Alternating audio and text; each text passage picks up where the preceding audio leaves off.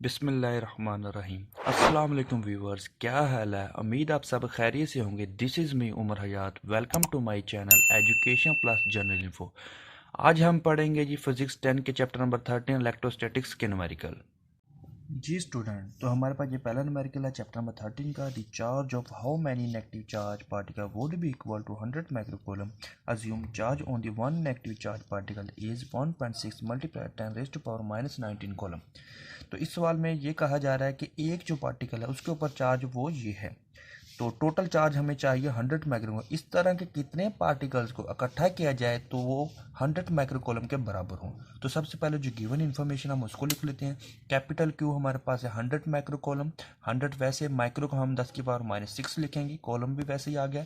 ई से मराद हमारे पास पार्टिकल्स के ऊपर charge 1.6 multiply 10 raised to power minus 19 coulomb. उसके बाद फार्मूला हम ये यूज करेंगे, Q is equal to N E.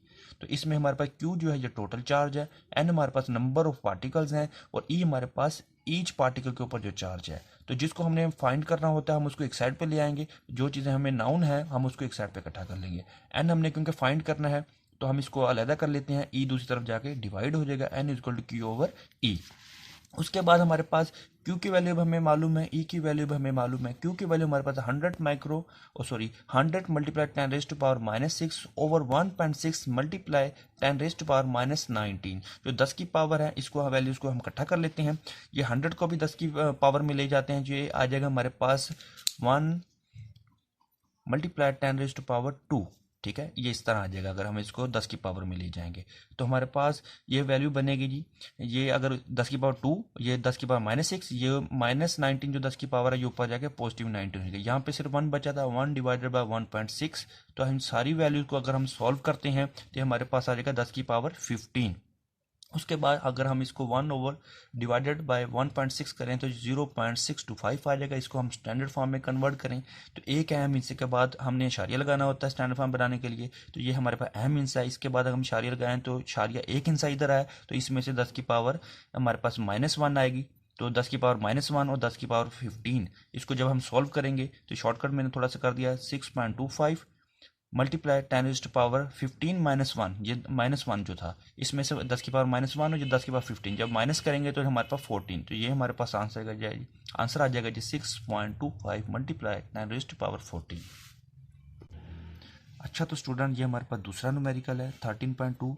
2 point charge Q1 10 microcoulomb, Q2 5 microcoulomb are placed at distance of 150 centimeter. What will be the coulomb's force between them? Also find direction of the force.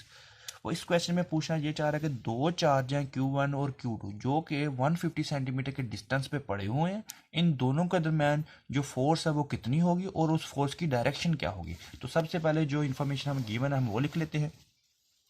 Q1 हमारे पास ये 10 माइक्रोकॉलम, तो 10 माइक्रोकॉलम को हम बुनियादी units में convert करेंगे, 10 multiply 10 raised to power minus 6 coulomb. इसी तरह हम Q2 को भी हम कन्वर्ट कर लेते हैं, 5 microcoulomb, 5 multiply 10 raised to power minus 6 coulomb. और जो आर हमारे पास है ये दोनों चार्ज के दरमियान फासला है, रेडियस है उसका। R is equal to 150 centimetre. तो सेंटीमीटर हमारे पास लंबाई का जो बेसिक यूनिट होता है वो मीटर होता है। 150 हमें पता है कि 1 मीटर में 100 सेंटीमीटर होते हैं, तो हम इसको भी बुनियादी यूनिट्स में कन्वर्ट करेंगे। 150 डिवाइडेड बाय 100 तो हमारे पास आ जाएगा जी 1.5 मीटर। के हमारे पास कांस्टेंट है फार्मूले का, ये हमें याद करनी पड़ेगी वैल्यू। के बराबर है 9 मल्टीप्लाई 10 रेज़्ड टू पावर 9। तो हमारे पास बड़ा मशहूर फार्मूला है, कॉलम्स लॉ इसे बोलते हैं। कॉलम्स लॉ हमारे पास है F is equal to K Q1 into Q2 over are square. ये सारी वैल्यूज हमें मालूम है, हम फार्मूले में पुट करके तो हमारा आंसर आ जाएगा जी। F इज इक्वल टू के की वैल्यू सबसे पहले पुट करते हैं 9 मल्टीप्लाई 10 रेज़्ड टू पावर 9। अब हम इस Q1 की वैल्यू पुट करते हैं। Q1 की वैल्यू हमारे पास ये वाली थी 10 multiply 10 raised to power minus 6। 10 multiply 10 raised to power minus 6। इसी तरह हमारे पास Q2 की वैल्यू हमारे पास ये मौजूद है 5 multiply 10 raised to power minus 6। ये सारी वैल्यूज लिखनी है। इस तरह हम जी आर स्केयर की वैल्यू पुट करते हैं। आर हमारे पास आज 1.5 मीटर, 1.5 मीटर 1.5 होल का स्क्वायर। ठीक है, हम इसको स्केयर लेंगे। तो अब हम इसको सॉल्व करने का आसान सा तरीका ये है कि जो हमारे पास विदाउट 10 की पावर्स हैं हम उसको आपस में मल्टीप्लाई कर लें। जैसे कि ये हमारे पास 9 है, ये 10 है, ये 5 है। 9 मल्टीप्लाई बाय 10 मल्टीप्लाई बाय 5, सबको जब करेंगे ये हमारे पास आ जाएगा 450। अब जो 10 की पावर्स में है इसको आपस में जमा माइनस कर लेते हैं हम। ये 10 की पावर माइनस, ये 10 की पावर 9 है सॉरी, उसके बाद ये 10 की पावर -6, आगे आगे फिर हमारे पास -6 है। सबको हम सॉल्व कर लेते हैं तो हमारे पास आ जाएगा 10 की पावर -3। नीचे 1.5 का जो हम स्केयर लेंगे तो 2.25 आ जाएगा।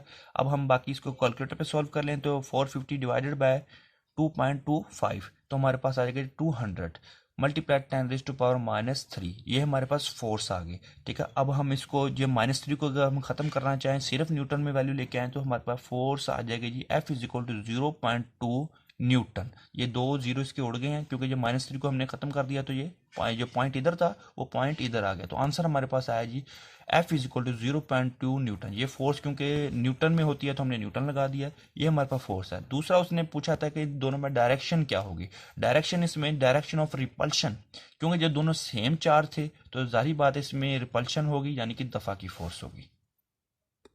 ये स्टूडेंट हमारे पास तीसरा न्यूमेरिकल है 13.3। The force of repulsion between two identical positive charge is 0.8 newton when they charge are 0.1 metre apart, find the value of each charge. यानी कि वो कहते हैं दो आइडेंटिकल चार्ज है जिनकी फोर्स है 0.8 न्यूटन और उन दोनों के दरमियान फासला है जी 0.1 metre. Find the value of each charge, यानी कि चार्ज की वैल्यू हमने फाइंड करनी है, फोर्स भी हमें बता दी गई है, दोनों के दरमियान फासला भी बता दिया गया है। चलें जी चार्ज मालूम करते हैं, जो गिवन इंफॉर्मेशन है वो लिख लेते हैं। फोर्स यानी कि F = 0.8 न्यूटन, रेडियस दोनों के दरमियान फासला 0.1 मीटर। उसके बाद हमारे पास Q जो हमारे पास फाइंड Q1 भी फाइंड करना है, Q2 भी हमने फाइंड करना है। K हमारे पास कांस्टेंट फार्मूले का है 9 × 10⁻⁹ ये हमारे पास कॉलम्स लॉ का फार्मूला वही पिछले क्वेश्चन वाला है। F = K × Q1 Q2/r²। जो चीज़ हमने मालूम करनी है हम उसको सेपरेट कर लेते हैं, बाकी साइड चीज़ों को एक साइड पे इकट्ठा कर लेते हैं। r² हम दूसरी तरफ ले लेंगे, F × r² = Q × Q1 Q2। K इधर मल्टीप्लाई हो रहा है, दूसरी साइड पे जाकर ये डिवाइड हो जाएगा, तो हमारे पास सिचुएशन बनेगी F r²/K = Q²। जो हमारे पास फाइनल इक्वेशन बनती है Q² = F r²/K। तो ये सारी चीज़ें हमें मालूम है, इनकी वैल्यूज हम पुट करते हैं। तो Q² = F की वैल्यू 0.8, R की वैल्यू हमारे पास है 0.1, स्केयर है तो हम उसके ऊपर स्केयर डाल देंगे। K की वैल्यू हमारे पास है 9 × 10⁻⁹ सबको सॉल्व करते हैं तो ये हमारे पास 0.8 और 0.1 का स्केयर है, इसको आपस में मल्टीप्लाई कर लेते हैं, यहाँ पे 0.008 आ जाएगा। ये हमारे पास जो 10 की पावर 9 है ऊपर जाके 10 की पावर -9 हो जाएगा। तो ये हमारे पास दोनों को मल्टीप्लाई करने से हमारे पास वैल्यू आ गई जी 0.008/9, ये 10 की पावर -9 वैसे ही आ गया। ये देखिए जी 0.008 डिवाइडेड बाय 9 तो हमारे पास वैल्यू आएगी जी 0.00088 मल्टीप्लाई 10⁻⁻⁹। अब हमने क्योंकि इसको स्टैंडर्ड फॉर्म में कन्वर्ट करना है तो शारियों को हम एक अहम हिस्से के बाद लेके जाएंगे, तो देखते हैं कितने हिस्से हैं, 1 2 3 4। 8 के बाद हमने इशारिया लगाना है तो 10 की पावर ये क्योंकि ये राइट से लेफ्ट की तरफ लेफ्ट से राइट की तरफ जा रहा है तो 10 की पावर माइनस में आएगी, 10 की पावर -4 आएगी और ये 10 की पावर -9। तो पहले भी एक माइनस में वैल्यू मौजूद है, दूसरी भी माइनस में आ गई, तो हमारे पास सिचुएशन बनेगी जी 8.8 मल्टीप्लाई 10⁻⁻9 और 10 की पावर -4। तो हमारे पास ये Q² आ जाएगा जी 8.8 मल्टीप्लाई 10⁻⁻13 इसकी वैल्यू आ जाएगी। क्योंकि हमें हर एक चार्ज की वैल्यू चाहिए, एक चार्ज की निकालेंगे तो ऑलरेडी दूसरे की भी उतनी ही वैल्यू होगी। तो ये Q² की आ रही है, तो स्केयर को खत्म करने के लिए हम स्केयर रूट लेंगे। मैथ का रूल है, जो एक साइड पे हम चेंजेस करेंगे दूसरी साइड पे भी हमें वही चेंजेस करने पड़ेंगे। इस स्केयर को खत्म करने के लिए हम स्केयर रूट लेंगे तो दूसरी साइड पर भी हमें स्केयर रूट लेना पड़ेगा। तो स्केयर और स्केयर रूट कैंसिल, तो हमारे पास सिर्फ Q बचेगा। उसके बाद = 8.8 मल्टीप्लाई 10⁻⁻13 का अगर हम स्केयर रूट लेते हैं तो वैल्यू हमारे पास आती है 9.3 मल्टीप्लाई 10⁻⁻7 कॉलम। यानी कि हर एक चार्ज पे Q1 भी ये है, Q2 भी ये हमारे पास, दोनों के ऊपर सेम चार्ज है। ये हमारा आंसर है जी स्टूडेंट। जी हमारे पास चौथा न्यूमेरिकल है।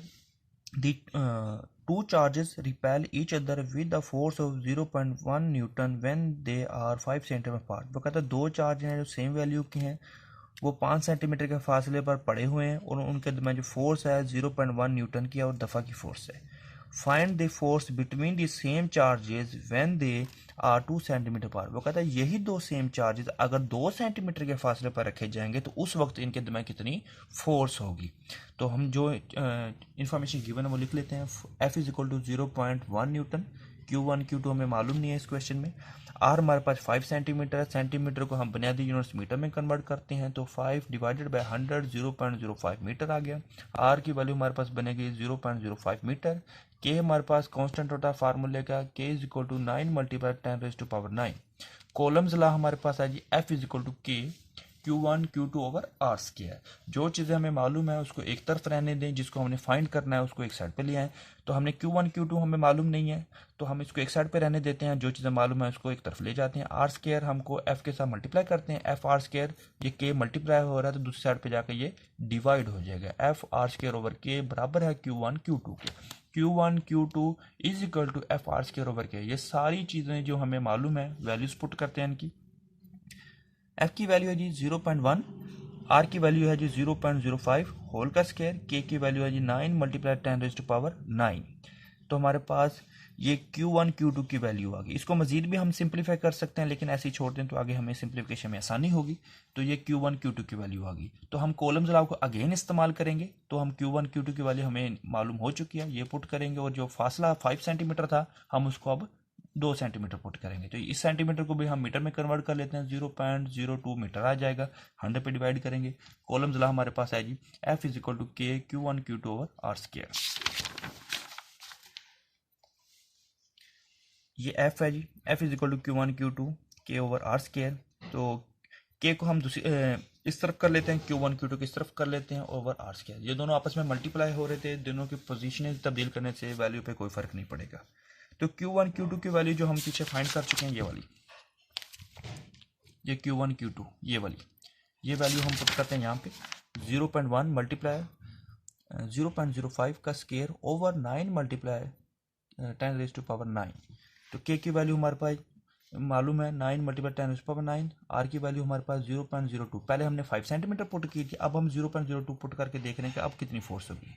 तो उसका स्क्वायर आ गया। ये 9 मल्टीप्लाई 10⁻⁹ और ये 9 मल्टीप्लाई 10⁻⁹ आपस में कैंसिल हो गए। तो हमारे पास वैल्यू जो बचेगी 0.1 0.05। ये स्क्वायर था तो हमने इसको 2 बार लिख दिया ताकि हमें काटने में आसानी हो। 0.05 मल्टीप्लाई 0.05, ये 0.02 था, इसको भी हम 2 बार लिख लेते हैं।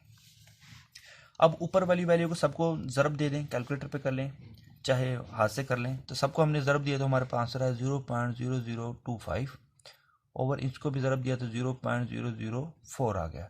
अब हम डिवाइड करते हैं जी 0.0025 ओवर 0.0004, तो आंसर आएगा जी एफ इज इक्वल टू 0.625।